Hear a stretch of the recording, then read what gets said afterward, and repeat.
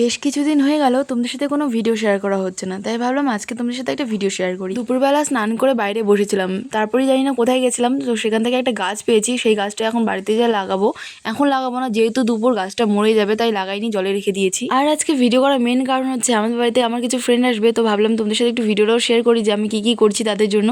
তো প্রথমে এখানে আলু, পেঁয়াজ, তারপর আদা, রসুন, লঙ্কা সবই কেটে নিলাম। আসলে আমাদের বাড়ির পাশে যে নতুন রিসর্টটা হচ্ছে সেখানে ওরা ঘুরতে যাবে, সেখানে যাওয়ার জন্যই আজকে আমাদের বাড়িতে আসার কথা। আর যেহেতু আসছে ওরা অনেক দিন পর আমাদের বাড়িতে, তাই ভাবলাম কিছু রান্না বান্না করা যাক। বেশি কিছু বানাচ্ছি না, মা সকালে ডাল আর বাঁধাকপির একটা ঘন্ট বানিয়েছিল, আর আমি এখন বানাবো ডিমের একটা ঝোল, পাতলা করে বানাবো সিম্পল ভাবে। আর এখন আমি ডিমটা সেদ্ধ করে নেবো, আর তার আগে ফ্রিজ থেকে বের করে রেখে দিই যাতে একটু নর্মাল টেম্পারেচারে আসে, তারপরই সেদ্ধ বসাবো, না হলে ভালো করে না ছোলা যায় না ডিমটাকে। আর আমি তো ভুলে গেছিলাম ফ্রিজে আমি কিছু মিষ্টি কুমড়ার ফুল রেখেছিলাম, যেগুলো বড়া খাবার জন্য, আর পরিষ্কার করিনি। তো চলো এখন এটা পরিষ্কার করে নিই। আর দেখতে কত সুন্দর লাগছে না, একটা বুকের মতন।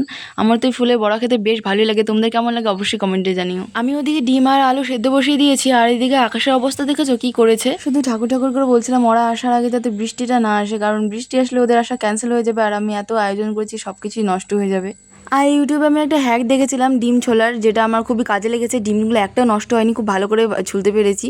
আর আজকে আমি এত পরিমাণে ব্যস্ত ছিলাম কারণ বাড়িতে কেউ ছিল না, আমি একাই ছিলাম, আমাকে সব কিছু একাই রেডি করতে হয়েছিল, তাই অনেক কিছু ক্লিপ নিতে আমি ভুলে গেছিলাম। যেমন ফুলগুলো আমি ভালো করে পরিষ্কার করেছিলাম, সেটাও ভিডিও করিনি। আর আজকে আমার কপালটা অনেক খারাপ ছিল, সকাল থেকে কারেন্ট ছিল না, সেজন্য আমাকে শিলনোড়াতে সব কিছু বেটে নিতে হয়েছিল।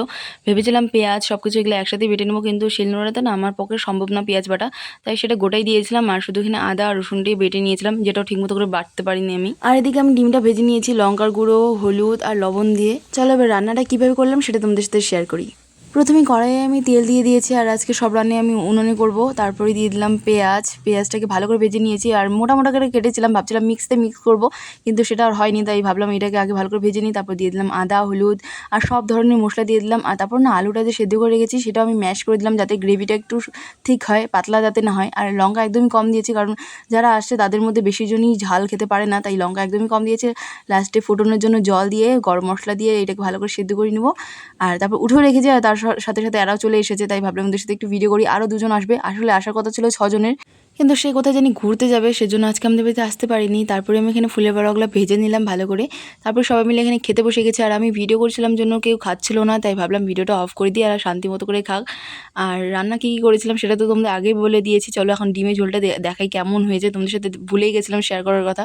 আর যেহেতু ওরা পুরো লজ্জা পাচ্ছিলো, তাই খাওয়ার সময় কোনো ভিডিও করিনি। তারপর খাওয়া দাওয়া করে এখন রেডি হচ্ছে, যাবো রিসর্টে ঘুরতে আমরা সবাই মিলে। আর এই যে তোমাদের সাথে কথা বলতে বলতে তো আমরা বের হয়ে গেছিলাম, ওরা গাড়ি এনেছিল কিন্তু হেঁটেই বের হচ্ছিলাম, কারণ অনেক গল্প করতে করতে যাবো। আর একদমই যেহেতু পাশে 5 মিনিটের মতন রাস্তা, তাই গাড়ি আর নিলাম না, হেঁটেই যাচ্ছি। আর তোমাদের যাতে অনেক বড় ফ্রেন্ড সার্কেল, তারা জানো সব ফ্রেন্ডরা একসাথে হলে কত ধরনের গল্প হয়, তাই এখানে অনেক হাসি ঠাট্টা হচ্ছিল।